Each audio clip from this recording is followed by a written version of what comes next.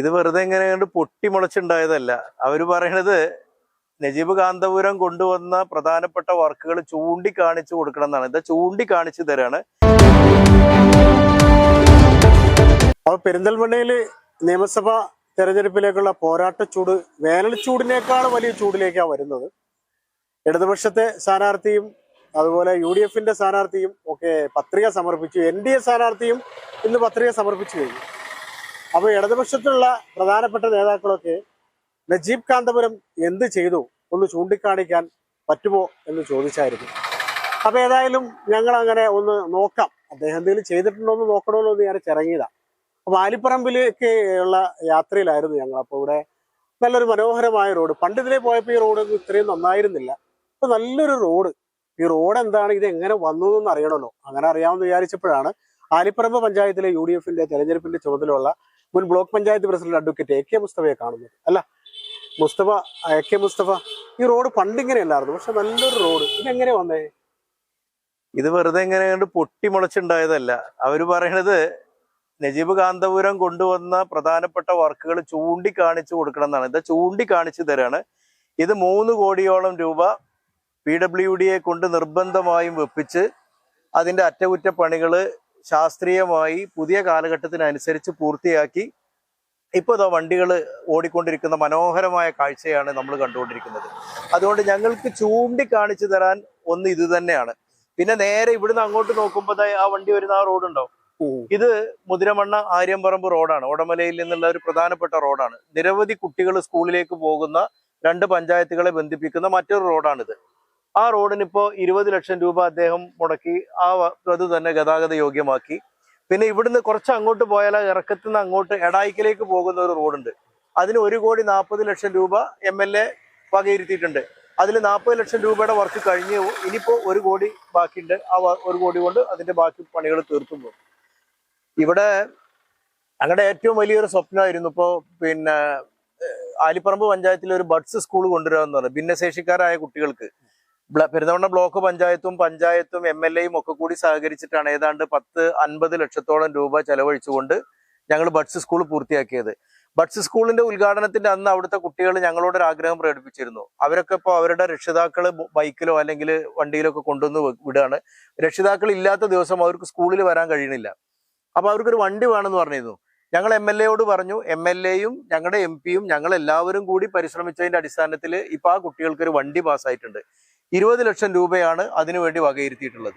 ഞങ്ങൾക്ക് ഒന്നിങ്ങനെ നിന്ന് തിരിഞ്ഞ് ചൂണ്ടിക്കാണിച്ചാൽ തന്നെ ഇഷ്ടംപോലെ കാര്യങ്ങൾ ഒരൊറ്റ ശ്വാസത്തിന് പറഞ്ഞു തരാൻ വേണ്ടി പറ്റും.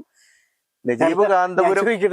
അപ്പൊ ഈ ഇടതുപക്ഷത്തിന് CPMലെ പ്രധാനപ്പെട്ട നേതാക്കളെയൊക്കെ ഞങ്ങളോട് ചാനലിനോട് പറഞ്ഞായിരുന്നു, MLA ചെയ്ത് എന്തെങ്കിലും ഒന്ന് ചൂണ്ടിക്കാണിക്കാൻ പറഞ്ഞായിരുന്നു. അങ്ങനെ ഒന്ന് ചൂണ്ടിക്കാണിക്കാൻ പറഞ്ഞ് ഞങ്ങൾ ആ കൺഫ്യൂഷനായി. കുറെ സ്ഥലത്തൊക്കെ പോയി കഴിഞ്ഞപ്പോ അദ്ദേഹം ഇങ്ങനെ ഏതാണ് ചൂണ്ടിക്കാണിക്കുക, അങ്ങനെ ഞങ്ങള് ഈ വഴി പോകുന്നത്. ഈ വഴി പോയപ്പോ നല്ലൊരു റോഡ് കണ്ടപ്പോ ഇപ്പൊ ഈ റോഡ് ഇത്രയും മനോഹരമാണ്. അപ്പൊ അദ്ദേഹത്തെ കുറിച്ച് താങ്കൾ ഒരുപാട് നാട്ടുകാരോടൊക്കെ ചോദിച്ചു. അപ്പൊ താങ്കൾക്കൊരു അഭിപ്രായം അദ്ദേഹത്തെ കുറിച്ച് പറയാനുണ്ടാവുമല്ലോ, എന്താ പറയാനുള്ളത്? നിങ്ങൾ ഏത് റോഡിന് പോയാലും ഏത് പഞ്ചായത്തിൽ പോയാലും ഇത് തന്നെയായിരിക്കും അവസ്ഥ. ഇനിയിപ്പോ നേരെ പോവാ, ഈ പഞ്ചായത്തിൽ നിന്ന് തുടങ്ങി താഴേക്കോട് പഞ്ചായത്തിലൂടെ പോയി വെട്ടത്തൂര് പഞ്ചായത്തിനെ കണക്ട് ചെയ്യുന്ന പഴയ കാലത്തെ ഏറ്റവും നമ്പർ 1 നീളം കൂടുതലുള്ള MLA റോഡായി കണക്കാക്കപ്പെട്ടിരുന്ന ഏറ്റവും ഫേമസ് ആയിട്ടുള്ള നമ്മുടെ നാട്ടിലെ തൂത വെട്ടത്തൂർ റോഡ് നോക്കൂ നിങ്ങൾ. അവിടെ ഇപ്പൊ 15 കോടി രൂപ ചെലവഴിച്ചിട്ടാണ് അത് ഇതേപോലെ മനോഹരമാക്കിയിട്ടുള്ളത്.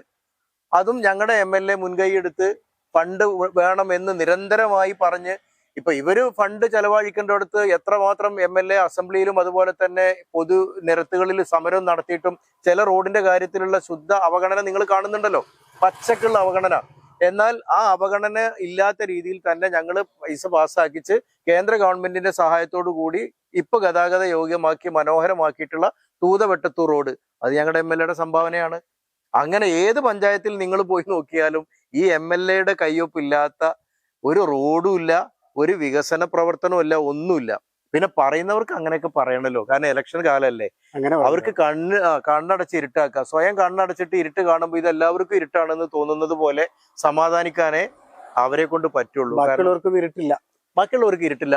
ബാക്കിയുള്ളവർക്ക് ഇപ്പോഴത്തെ ഈ ഇതുപോലെ തന്നെ നല്ല പകലാണ്, നട്ടുച്ചയാണ്, നല്ല തെളിമയോടുകൂടിയുള്ള അന്തരീക്ഷത്തിൽ നജീബ് ചെയ്ത എല്ലാ വികസന കാര്യങ്ങളും അവരവരുടെ കണ്ണുകൊണ്ട് കാണുന്നുണ്ട്, അവരുടെ ഹൃദയം കൊണ്ട് മനസ്സിലാക്കുന്നുണ്ട്, അവരുടെ മനസ്സുകൊണ്ട് ആ സ്ഥാനാർത്ഥിയെ അവർ ഏറ്റെടുത്ത് കഴിയും ചെയ്തിട്ടുണ്ട്. ഞാൻ ഒരു കാര്യം ചോദിക്കട്ടെ, ഇപ്പൊ ആലിപ്പുറം പഞ്ചായത്തിന്റെ ചുമതലയാണ് UDF-ന്റെ താങ്കൾക്ക്.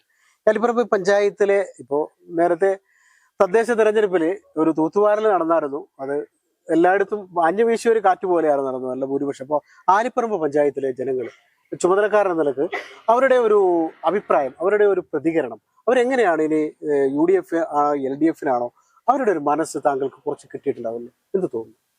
നമ്മൾ കൃത്യമായിട്ടുള്ള തെരഞ്ഞെടുപ്പ് അവലോകനങ്ങളും അപഗ്രഥനങ്ങളും നടത്തിയിട്ടാണ് മുന്നോട്ട് പോകുന്നത്. അതിന്റെ ഒരു ചൂണ്ടുപലക എന്നുള്ള നിലക്ക് കഴിഞ്ഞ തദ്ദേശ സ്ഥാപനങ്ങളിലെ തെരഞ്ഞെടുപ്പ് ഞങ്ങൾക്ക് വെളിച്ചം പകരുന്ന ഒരു ഡാറ്റയാണ് ഞങ്ങളുടെ മുമ്പിലുള്ളത്. അത് വെച്ച് നോക്കുമ്പോൾ ആലിപ്പറമ്പ് പഞ്ചായത്തിലെ ഡാറ്റയും അതുപോലെ തന്നെ സ്ഥിതിവിവര കണക്കുകളും തികച്ചും ആശാവഹമാണ്. കൂടുതൽ വോട്ടുകൾ ഞങ്ങളുടെ സ്ഥാനാർത്ഥിക്ക് കിട്ടും. നിങ്ങൾ നോക്കിക്കോ, കഴിഞ്ഞ പ്രാവശ്യം ആലിപ്പറമ്പ് പഞ്ചായത്തിൽ നിന്ന് കിട്ടിയ വോട്ട് ഷെയറും ഇനി കിട്ടാൻ പോകുന്ന വോട്ട് ഷെയറും തമ്മിലൊന്ന് കമ്പയർ ചെയ്യുമ്പോൾ മനസ്സിലാവും ഞങ്ങളുടെ പഠനങ്ങൾ എവിടെ നിൽക്കുന്നു, യാഥാർത്ഥ്യം എവിടെ നിൽക്കുന്നു എന്നുള്ളത്. അത്രമാത്രം യാഥാർത്ഥ്യ ബോധത്തോടു കൂടി ജനങ്ങളുടെ അവരുടെ ഹിതവും അവരുടെ മനസ്സിലിരിപ്പും മനസ്സിലാക്കിക്കൊണ്ടുള്ള തെരഞ്ഞെടുപ്പ് പ്രവർത്തനങ്ങളുമായിട്ടാണ് ഞങ്ങൾ മുന്നോട്ട് പോകുന്നത്.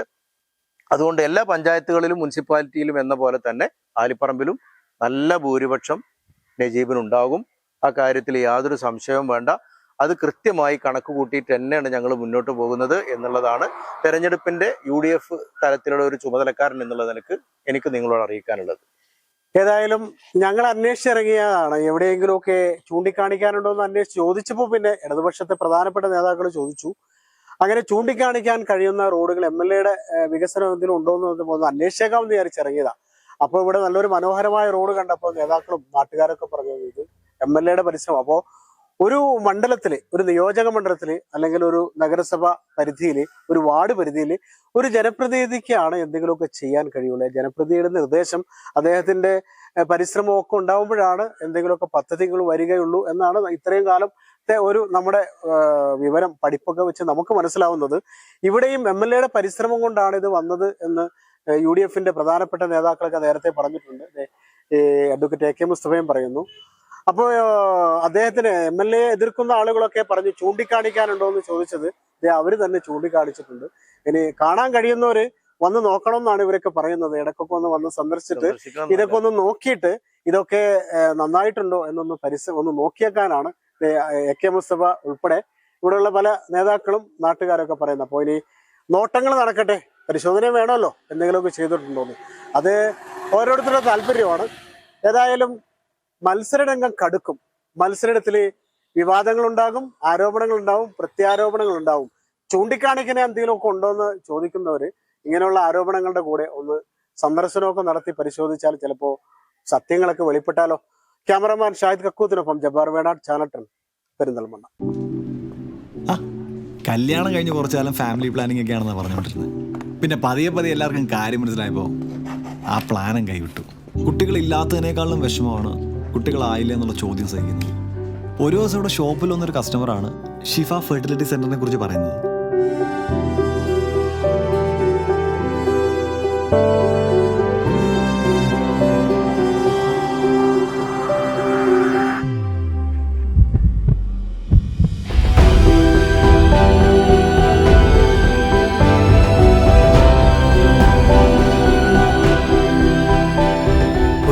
വിശേഷത്തിന് തുടക്കമാവുന്നു. ഷിഫ ഫെർട്ടിലിറ്റി സെന്റർ, കിംസ് അൽ ഷിഫ ഹോസ്പിറ്റൽ, പെരിന്തൽമണ്ണ.